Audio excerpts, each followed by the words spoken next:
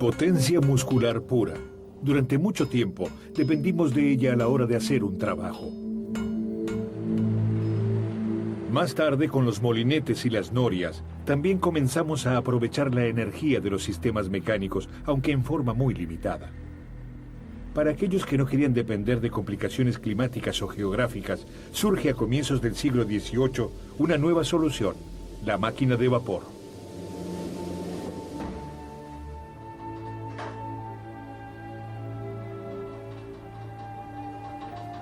La historia de su éxito está asociada a un nombre: James Watt.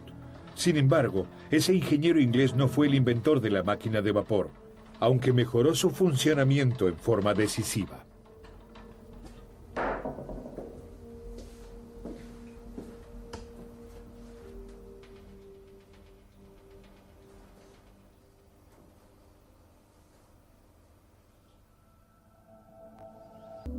James Watt ha ido adquiriendo su conocimiento, realizando grandes esfuerzos a lo largo de muchos años.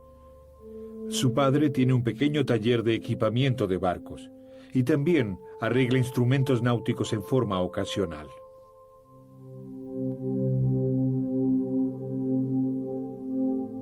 James pasa mucho tiempo allí y aprende el oficio paterno.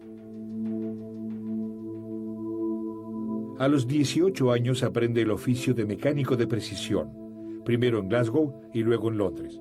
Allí aprende a construir instrumentos científicos, demostrando así su enorme talento. En 1756, Watt regresa a Glasgow.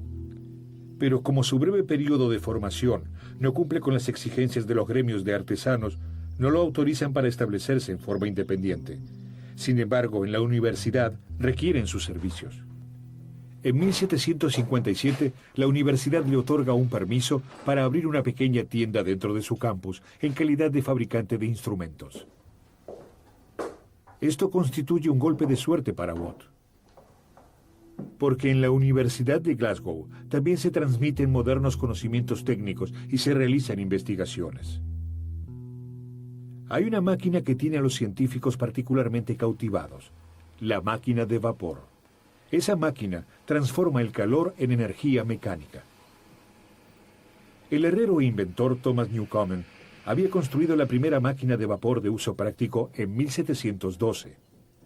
Newcomen quería utilizar esa máquina para mejorar el rendimiento de las bombas de agua en las minas y así poder profundizar las galerías subterráneas.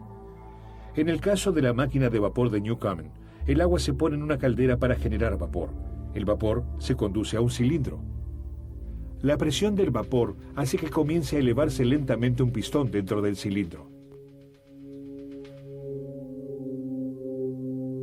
Después se interrumpe el suministro de vapor y en el cilindro se inyecta agua fría.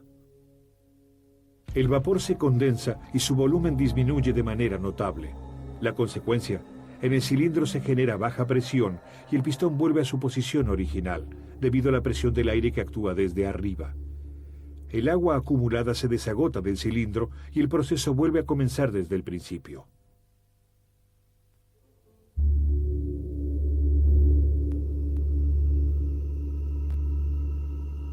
Durante mucho tiempo, la tarea principal de las máquinas de vapor es poner en funcionamiento las bombas. El éxito de Newcomen también se pone de manifiesto en el hecho de que en la Universidad de Glasgow se explica el funcionamiento de las máquinas de vapor a partir de un modelo de su máquina. Pero ese modelo no siempre funciona tan bien como se espera. Cada vez que la máquina se detiene súbitamente sin previo aviso, es llevada al banco de trabajo de Watt para ser reparada. James Watt comienza a ocuparse de aquel mecanismo desconocido para él hasta ese momento.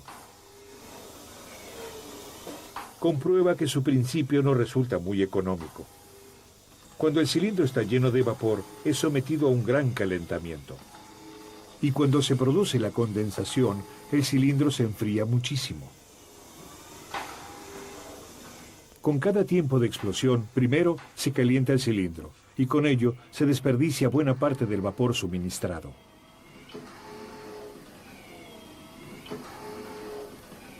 ¿Realmente era necesario dejar enfriar el cilindro una y otra vez?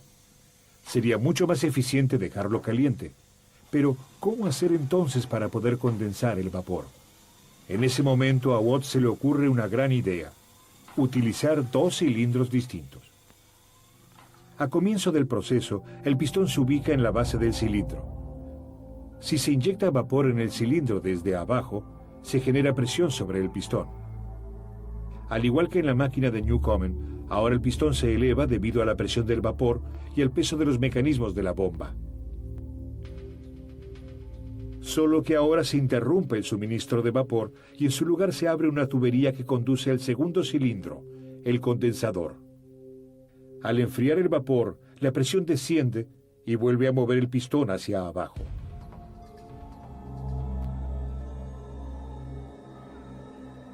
Luego vuelve a cerrarse la conexión con el condensador y se abre la válvula de vapor.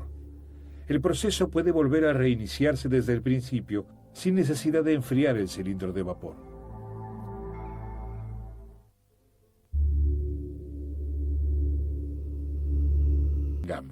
Matthew Boulton.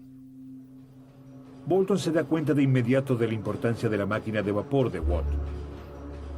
Muy pronto, instalados en el Soho, construyen junto con Watt la primera fábrica de máquinas de vapor del mundo, Boulton y Watt. Al año siguiente ya comienzan a producir. Por entonces, Watt ya ha comenzado a trabajar para seguir perfeccionando la máquina. Quiere aumentar su rendimiento para poder aplicarla en otros usos que vayan más allá del bombeo. Y finalmente lo logra con su máquina de vapor de doble efecto. Primero el vapor fluye hacia el cilindro y empuja el pistón hacia abajo. Según la concepción de Watt, una vez que el pistón ha llegado abajo, la presión del vapor tiene que ejercerse en la dirección opuesta. Para ello, se interrumpe el suministro de vapor de arriba y en su lugar se abre el de abajo. Ahora el vapor ingresa en el cilindro desde abajo, impulsando al pistón nuevamente hacia arriba. Y para que el vapor que se encuentra allí no impida este movimiento, al cerrar el suministro de vapor, se abre al mismo tiempo el camino hacia el condensador. Una vez arriba, todo el procedimiento vuelve a comenzar desde el principio. Se abre el suministro de vapor de arriba, se cierra abajo y al mismo tiempo se libera el pasaje del vapor sobrante hacia el condensador. A través de esta técnica, Watt logra aprovechar ambos movimientos del pistón, es decir, el ascenso y el descenso, lo que genera un aumento notable del rendimiento. La máquina de vapor de doble efecto también se adecua para transformar el movimiento alternativo del pistón en un movimiento rotativo.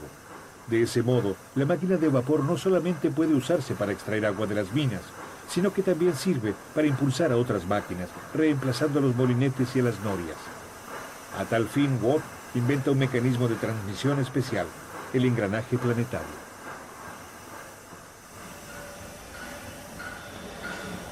Además, utilizando un volante grande y pesado, se obtiene un movimiento de rotación regular. Pero aún subsiste un problema. Por ejemplo, si en una fábrica comienzan a funcionar varios telares al mismo tiempo, esto genera una sobrecarga que altera considerablemente el número de revoluciones de la máquina de vapor. Para poder compensar esta alteración, hay que regular el suministro de vapor en forma manual. En 1788, Watt logra solucionar el problema desarrollando un dispositivo que controla el número de revoluciones en forma automática, el regulador centrífugo. Si aumenta la velocidad de la máquina de vapor, la fuerza centrífuga hace que dos masas giratorias se muevan hacia afuera. Ese movimiento se transmite a las válvulas de mariposa, se reduce el suministro de vapor hacia el cilindro proveniente de la caldera y la máquina vuelve a funcionar a la velocidad original. A la inversa, si la marcha es retardada, abriendo la válvula mariposa, se incrementa en forma consecuente el número de revoluciones, un circuito regulador automático.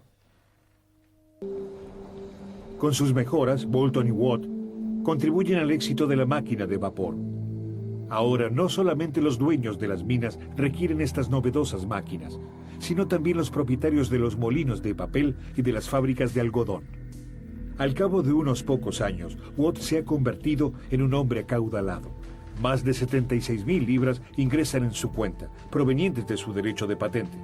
Y sus logros también son recompensados muy pronto por la élite social del reino. aunque nunca estudió en la universidad. En 1785 lo nombra miembro de la Honorable Royal Society. Un paso fundamental que Watt siempre rechazó fue el uso de vapor a alta presión en sus máquinas. Ese sistema sirve para poder construir máquinas más pequeñas y de mejor rendimiento, que abren las puertas para nuevas aplicaciones. En 1804, Richard Trevithick construye una máquina de vapor que se desplaza sobre ruedas y vías. A partir de allí, George Stephenson construye su locomotora Rocket, que gana en 1829 el concurso de Rain Hill. Además de los ferrocarriles, los grandes barcos a vapor son los que más utilizan las nuevas máquinas. James Watt muere el 25 de agosto de 1819 en Heathfield, cerca de Birmingham. 200 años después, Watt, el hombre que con sus investigaciones y desarrollos allanara el camino hacia la modernidad industrializada, aún sigue estando presente en nuestra vida cotidiana a través de la unidad de potencia bautizada en su honor, el watt o vatio en español, que se utiliza en reemplazo de la denominación caballos de fuerza con la que se determina la potencia de un motor.